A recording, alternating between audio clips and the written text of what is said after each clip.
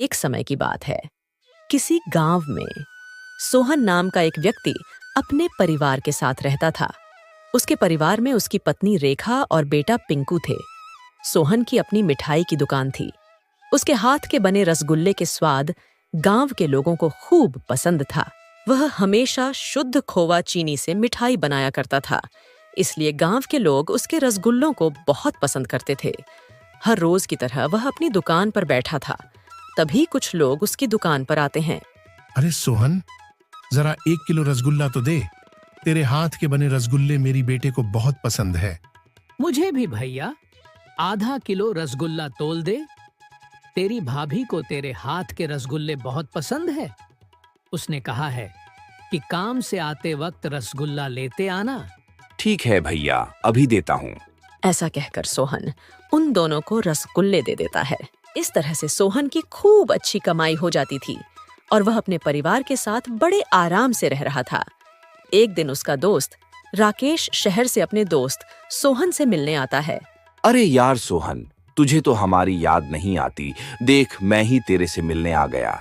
अरे नहीं यार, बस काम में ज्यादा ही व्यस्त हो गया।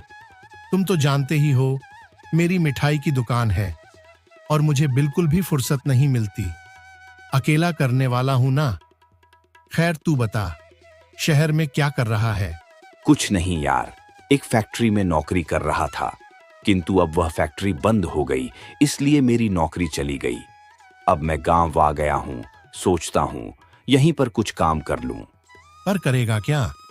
अभी कुछ नहीं सोचा? अरे यार, मेरे होते तू चिंता मत कर। ऐसा कर, मेरी दुकान पर ही काम कर ले। वैसे भी मुझे एक आदमी की जरूरत है।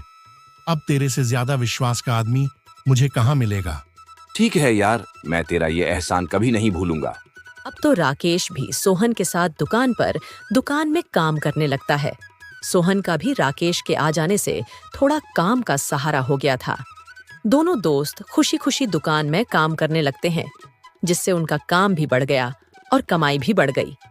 अब तो राकेश के मन में लालच आ गया।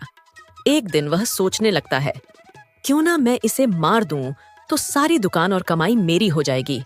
वो सोहन को मारने की योजना बनाने लगता है। एक दिन दुकान पर काम ज्यादा था और रात भी हो चली थी। चारों तरफ सन्नाटा था। ऐसे में राकेश ने मौका पाकर एक कुल्हाड़ी ली और चुपचाप से सोहन के सिर पर कुल्हाड़ी से वार किया। अचानक के हमले से सोहन संभल नहीं पाया और उसका सिर फट गया, जिससे उसकी मौके पर मौत हो गई। मौत के तुरंत बाद सोहन भूत बन जाता है। धोखा, विश्वासघात, इसने मेरे साथ धोखा किया। मैंने तो उसे काम पर लगाया, पर इसने तो मुझे ही मार दिया। सोहन का भूत यह सब देख रहा होता है। मेरी पत्नी रेखा मेरे बगैर कितनी परेशान हो रही है। यह सब उस धोखेबाज राकेश के कारण हुआ है। मैं उसे छोड़ूंगा नहीं। मैं उसे सजा दिलवाकर ही रहूंगा। इसके बाद सोहन का भूत रेखा के सामने आ जाता है।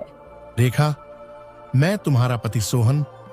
मैं कहीं बाहर नहीं गया, बल्कि मुझे तो राकेश ने दुकान के लालच में मार दिया और मेरी लाश को जंगल में गाड़ दिया। भूत भूत। रेखा डर जाती है। अरे तुम डरो मत, बल्कि तुम्हें मेरी हत्या का बदला लेना है। तुम सरपंच जी के पास जाकर पुलिस में मेरी हत्या का केस करो।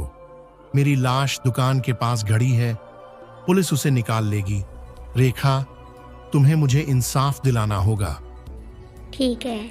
रेखा दुखी मन से सरपंच जी के पास जाकर उन्हें सारी बात बताती है। फिर सरपंच जी कोतवाली में जाकर केस करते हैं। पुलिस राकेश को पकड़ लेती है और उसे जेल भेज देती है। इधर पुलिस गांव वालों के साथ मिलकर सोहन की लाश को निकाल लेते हैं। गांव वाले सोहन का अंतिम संस्कार कर देते हैं। सोहन का भूत यह सब देख रहा होता है और उसकी आत्मा को शांति मिल जाती है।